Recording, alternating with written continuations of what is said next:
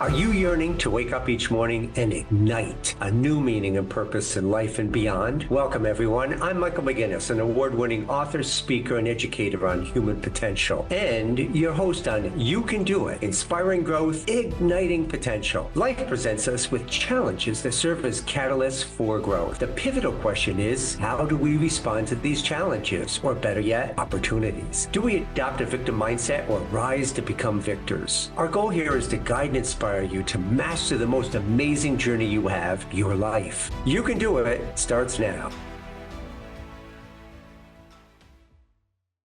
Hey everybody, Michael McGinnis, You Can Do It. Hey, we're on this story, the modern day vision quest. Well, we're going to run through a number of pictures and things as I went to my next place. And last time I talked about adventuring into Africa, what an amazing, life-changing experience it was.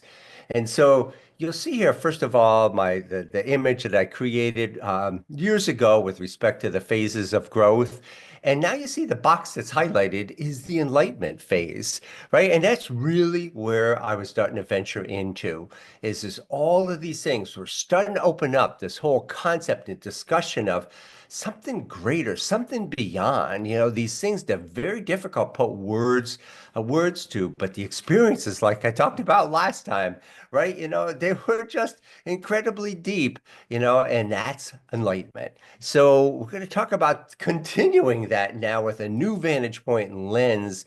And I had this open mind. And so I just had this thirst to go out there and continue to explore. And you see with this image here, right? This is it. It's living in Africa now there. So I was the better part. I was there for quite a length of time. And I had the chance to go from Northern Africa to South Africa. And these were all of the experiences in between. Every one of these could be a podcast, could be an hour, could be a 2-hour dialogue by itself. But I'm going to condense it for sake of really just sort of giving an overview, of what the experience was like. And so what you see here is an image, and you'll see I was there with a spiritual group. We were first in Egypt, and we had a chance to really to go through the Great Pyramids, which was an unbelievable experience. But really what was great were the people that I met. And once again, it had so much to do with people, right? We're humans and we're all connected, I find. And as I spent time to really just connect with them, well, you see a gentleman on the total left-hand side of it, a friend of mine, and we were out on a taxi ride to the pyramid. And the taxi driver said to us, would it be okay if I stopped by my brother's shop, to pick up something else before we go? And so we did. We stopped there. He invited us in. And the next thing you know, they're wanting to bring us some of their tea and their wares and showing us what they were doing. Well, my friend and I looked at each other like, are we going to get murdered here? And here is that old belief, right? The belief that we form is as far as, oh, people are bad and over here. And instead, once we let that go, we had some of the greatest experiences. And you'll see here, this is one of them actually owned some camels, and we spent the day riding to the pyramids via camel. It was just unbelievable. And so when you let go and you start to open up and really start to connect with people, it was just that realization is that, in the West, we tend to contain ourselves. We really limit ourselves. We're fearful. And when we begin to let things go, you really find this incredible aspect of human nature. And we had a blast in a ball. And the next image here, you'll see a series of pictures of when we were at the pyramids. And you want an enlightening experience. This is being in and around the pyramids. Just going into the pyramids and seeing the massive side of these blocks that would put them together. And outside, they actually had a little setup to show what tools they had at that time. And the realization is there's no way they could have done this with those tools to be able to get to the point of which these major blocks, I couldn't even slip a piece of paper in between them. And that was all the way around the big block. They were just seamless. So again, just open mind, this is amazing. But we just went on to the experience. You see me as in one of the images, I'm actually laying in the sarcophagus, which is, I think I'm saying it right, which is where one of the kings were buried. And of course, there was a period of time, like you saw in the movies, that there were people go in and rob the pyramids and steal the things out there because they're obviously very valuable. And so I had a chance to lay in one of the sarcophagus thing there, which was a very powerful experience because, again, it was just that reminder that we all die, right? And that's real. And again, we talked about that. I've shared that before. People, particularly in the West, we don't like to entertain these conversations because they're morbid, we say that. But instead, it's reality. We're all going to experience it. So why not contemplate it? And as I found, is that it's the experience that it gives meaning to life, right? I'm going to go out there and enjoy life while I have it. And it was an incredible experience. And then you'll see images, as you see here, that many people had instruments. They brought those along while I played, and it was great. Well, we're now moving on to this next image. And this was some of the fun. We're going to talk about the contrast, the beauty as well as the tragedies, right? And that's what life is all about. And so in this image, you see in the upper left-hand corner, I was at one point, I ventured out on my own, and I was alone and quiet, and we were in one particular location. I forget where it was, but it was relatively near the water, and there were monkeys all over the place. Well, I was sitting down. I had my backpack, and I'd taken it off, and this large monkey, I don't know, ape or whatever it was, or what brand it was, I don't know, but came and sat down next to me, and was just sitting there. And okay, so this is a little freaky, first, has never had this experience before. And at one point I was looking out and over to the ocean, and I went and I put my hand up like that. And I turned around and the monkey did the same thing. I go, ooh, okay. I said, all right, I'm just gonna go with this again, and sure enough, within a few moments, monkey started to actually pick up my backpack and go through it. Right. So, again, they're used to people, they get acquainted with them, but just to have that kind of experience was just this reminder, I had such a limited view of life, and now I was getting out, and all was happening. I kept opening up my vision more and more and more to see more about life and what it really was about. And everything always was just this reminder, there's just more. There's just more.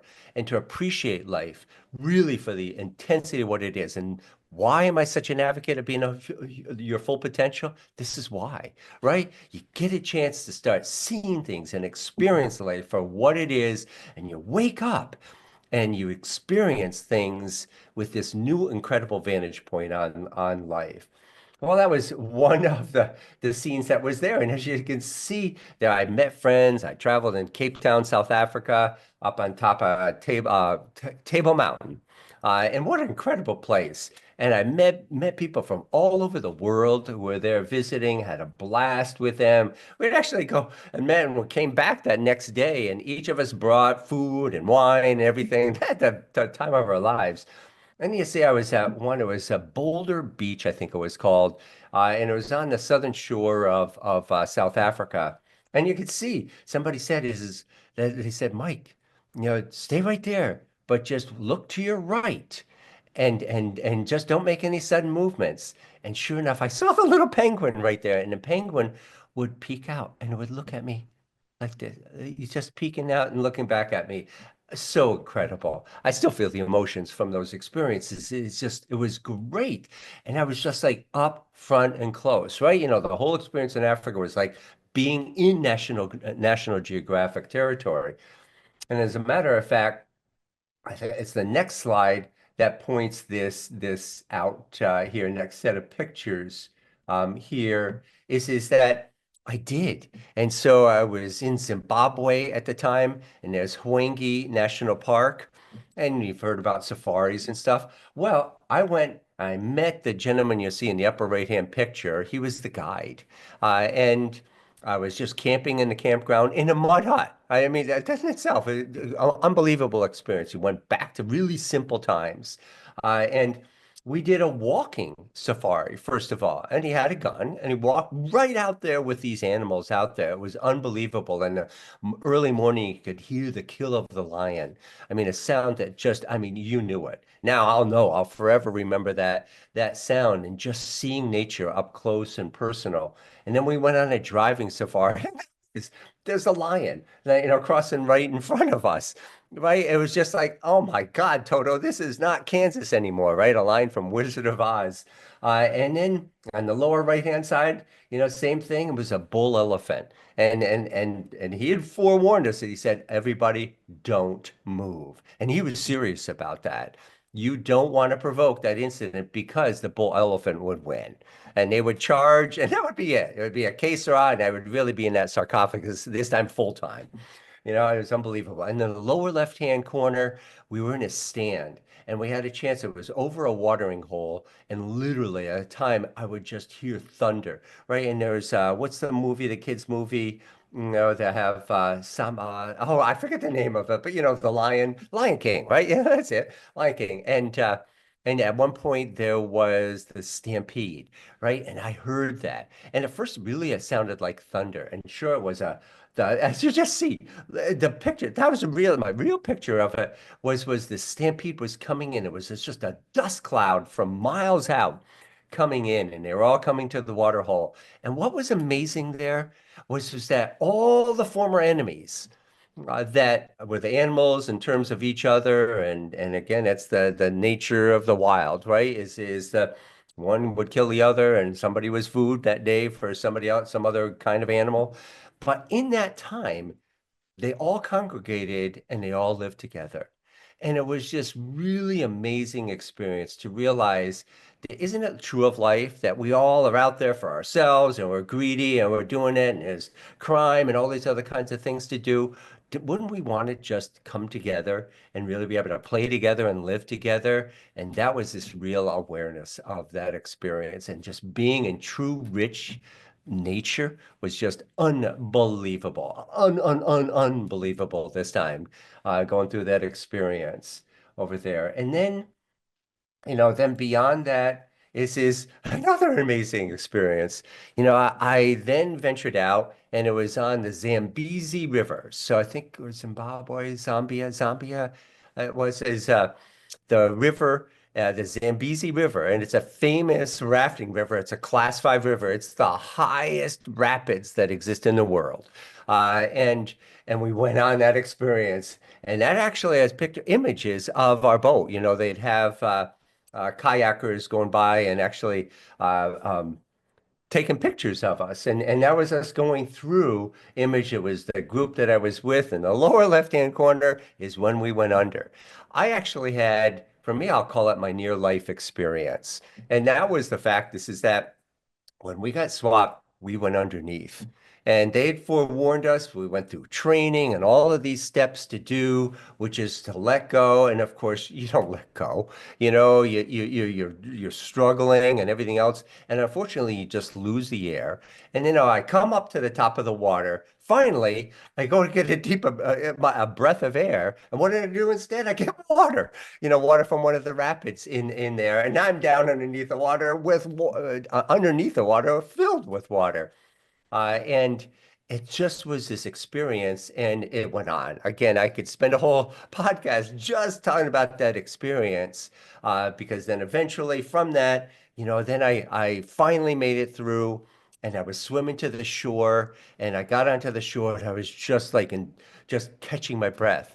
And there was this kayaker waving, and I thought he was waving at me, but he's going like this. And all of a sudden I remembered, oh my God, what not to do. Don't swim to shore. And so I dove back in and turned around and he pointed out over there and there just down the road, the sound away from me was a crocodile, right? And it was like, oh my God, this is just not the US anymore. I mean, what an experience this was. And to realize, how close I came in a couple of different ways to not being there. And again, just the appreciation, for life and all of these things, it would take collectively years to really process all of this stuff. But see what's happening? I'm awakening up. I'm going to places that I'm comfortable with. It's new to me and experiencing different aspects of our life, not just to go see sights, but to experience it fully, all five senses awake and alive. And it was a great experience. Well, along with that was also the ravages. And what South Africa has been noted for, as a dark side of its past, is apartheid, of which there was the intent separation of Native Africans from the white Europeans who had come in and settled in that area. And so I had a chance to volunteer in Khayelitsha. It's one of what they call townships. Soweto is probably the most famous up in Johannesburg. And this was the large, and you can see by the picture on the upper right-hand side, it's a sea of shacks. That's all it is people in the most basic rustic circumstances. And I had met just on the lower right-hand side, Sergeant Natawe, and he was going to be my guide. I was offering to volunteer in that way, and they said it's not going to be pretty. You're going to open yourself to a lot of tough stuff. But Sergeant Natawe was going to be there to protect me. And there was protection needed, right? And it was a choice to venture in to a new place to really begin to experience, what life is really like for some others. And the amazing part is we would spend the time and you'd meet with people, and there were again so many stories, that they would share the experience, the turmoil and the strife that happened as a result of being in there, the starvation, the disease, the famine. But at the end of the day, he brought me back to his own little shack and dwelling. And that's what you see on the left-hand side. That's his wife who's back. And that's the one little source of water that whole little section of the community had. And that's where they were out there washing the clothes, getting the water, using the water to cook and everything else there too. And he had this little prized possession, and it was this keyboard that had been gifted several years ago. And next to it was this car battery, and it was hooked up to a car battery to do. And he said, "I'd like to sing a song to you." And I'll never forget it. To this day, I could instantly go into the tears that I was in, because here's somebody who has nothing, nothing by our standards, right? And what I learned there is that the happiest people in the world are the people who have nothing, right? They had nothing. And yet this little thing of which he had, he used to share and to give. And he was just willing to give the shirt off his back, literally, in there. And the people, they were just genuine. And even in the tough circumstances, they had each other. They had that sense of community. Why can't we live like that? Right? It's possible. And that was the realization. That was this core lesson from this whole experience is this what life could be? And is it really better off to have all of these things that distract us? And now the person who has the most toys in life wins, and all of this kind of materialism and focus? I don't think so anymore. I mean, it's nice. Things are nice, but put them in their place, right? Not as a tool to make yourself better or appear better than anybody else, but if you have them, just like he did, to share, to let go. Remember what we learned in kindergarten, right? To share, right? Why aren't we going back to those ways? It's so important. And so I was changing right at the core, and this stuff was hurting. This stuff was really tough. One day, a few of the people from the youth hostel came along, and they spent 5 days drunk because they couldn't deal with the intensity of the situation that their eyes and senses were now witnessing there. It was horrific in so many cases. But the beauty of the people are the things of the memories that lived on. And the next image you'll see as I ventured into Zimbabwe, right? Here's the sign, "Welcome to Zimbabwe," right? I mean, this was Africa, and I'm sure it's probably changing, and a lot of investment into that area now. And again, it's a question: is that a good thing or a bad thing? I don't know anymore. But in any case, I was still experiencing in the beauty of its simpleness. And as I would drive along, I literally pull over at one point, and here was this family in the upper right-hand side, and they were just so proud that I stopped, right? I think that was novel for them that a white person would stop and actually spend time with them. And there was, of course, no ability to really communicate, but we did. We were able to communicate in just the smiles and the hand gestures and everything else. It was the greatest experience. And in the lower left, you'll see what I would stop along the way and meet the native South Africans in all of their rustic and different circumstances. And we would spend, in that case, they spoke some English. We just literally spend hours and hours and hours of conversation. And the richness of it is God, I wish all of you could experience the true genuineness of conversation without bias, without judgment, without ego, and all of these things there. It was so awesome. And the lower right-hand side was a gentleman, and his job was to keep the roads clear of any of the landslides or rock slides and stuff that had. He lived on that. 10 months out of the year, he lived on his dozer. They would come and provide him with fuel, and he was miles away from his family and where they were. And this was his job, and that's how it was. It was just so simple in nature. It was just amazing. And he just would spend and open up his time. He wanted to share his food with me. Can you believe that? Right? People have really next to nothing. We're just so willing to share. Why can't we be like that today? Right? That's this powerful learning that he learned. It was the incredible experience about all of this. I show this next slide in this picture, and this is what I returned. All right, and I had some work that I was still doing. It actually worked as a 4-year political appointment, and boy, was that a learning experience in itself, talking about contrasts. And so I was back, and I wrote an article about this whole experience, and you'll see some of the quotes that are lit here. But it was this quote on the right-hand side that really stood out, and I'm looking over at it now. So excuse me as I'm looking away, but it says, Africa changes you forever, like nowhere on earth. Once you've been there, you will never be the same. He said it. It absolutely was in its raw, intimate, simple form. You really begin to start seeing the origins of humanity. And when it really clicked, right? Life was hard for them, but they were the most amazing people. They had the gift that was so much better than people who have everything here today, who don't have anything. They have emptiness in their heart and in their mind. Instead, they have their ego. And here it was like the ego was absent. It was all about care and compassion, just a personal pride that they had and took with the simpleness of their life and beyond. It was an incredible experience. And that's why I really concluded this part of the journey. And I'd go forward. There was other journeys that I did, and this was just the beginning. But this was my own commentary that I started to share on this. And the countless discussions, as I said, and everything there is that I'll finish it off. It's this focus that keeps me going every day while I ride the surfboard of life, filled with ups and downs. Sometimes we're on top of the wave and sometimes we're on the bottom. That's life.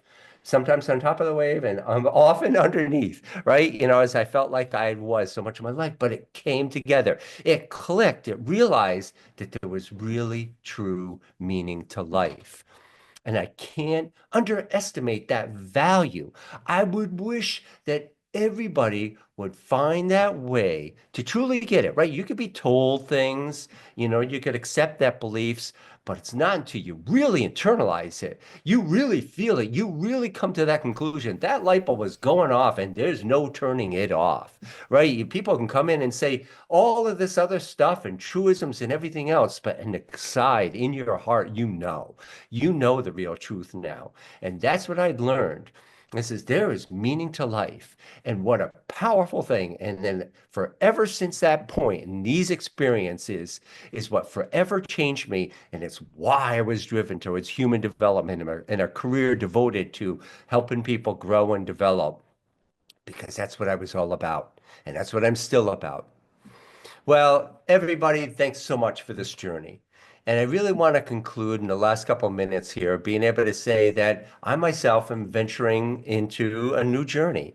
And thanks so much to Transformation Network and the opportunity to jump in and get my feet wet and be able to learn how to do podcasts. Well, I'm going to venture out on my own. And I'm ready. I feel like I've really learned, a lot from this. There'll be a lot more challenges, but I'm excited to venture out. You'll find me. I'm going to house it mostly on my YouTube channel. And you can type in Grow Human Potential and my name, Michael McGinnis. And then I'll be updating my website, growhumanpotential.com, with information and instructions how to get there. It's not done yet. This will be a process over the next couple of months, but I'm going to be ready to continue the conversation and to share thoughts and ideas along the way. I hope that you'll join in. What an honor that would be. And I really want to take a moment to thank the team that's been here as a part of Transformation Talk Network. They've been nothing but helpful in terms of me learning, growing, and learning about podcasts, supporting it. Emily, who's the producer here, outstanding in scope, right? This is an amazing job of taking this recording and turning what ends up to be the show, right? It's such an awesome endeavor in what she does. And the whole crew. And so just with gratitude, I thank all of them for the experience. I thank you for being a part of this experience and your comments and commentary along that supported the fact that this was helpful, this was meaningful. And now I feel like, hey, you know what? I've got a great mission in life now. Part of me, in addition to the good that I'll do, I'm volunteering tonight, the Honor Foundation, which is where the Navy SEALs are housed here in San Diego. I just continue to give, be of service to others. If there's anything, again, I could push and promote is that really the value comes from when we be able to forget about ourselves and focus on other people's problems and helping them is where we get this incredible rewarding feeling. Well, that's what I'm going to continue to focus on in my life. And I'm going to hopefully you continue with the podcast and the stories and the videos to help promote this message that there really is meaning to life and the aspiration that I think every one of us should have is that while we're here, be you. Not only be you, but be your full potential. Don't let anyone hold you back. That's what society does. That's what people will do because we don't want you to look better than me, right? Or be better than me, or be more successful than me, right? I mean, that's this nature, and we succumb to that. Be you, be your full potential, learn who you are, discover who you are, and then go out and discover the meaning of life. And then what a great way now to experience the rest of all my living life, knowing that there's meaning to life. And as a result, I'm going to do it better. I'm going to do it more meaningful. I'm going to live life on purpose. And you know what? When I come to my deathbed, I'm going to have nothing but delight for the life that I had in lieu of all those people that I volunteered with in hospice that have regrets. I don't want to die that way. Neither do you. Wishing you the best, everybody. Look forward to our continued conversations. Love you all. Remember, you can do it. Bye-bye, everybody. I'm Michael McGinnis, and you've been listening to You Can Do It, Inspiring Growth, Igniting Potential. Tune in every second and fourth Friday at 9:30 a.m. Pacific Time on Transformation Talk Radio. As a recognized educator, author, and speaker on human potential, let's learn together how to make the most out of this life and to put a ding in your universe. This is the incredible journey of personal and spiritual growth, self-discovery, and enlightenment. For more information, visit growhumanpotential.com.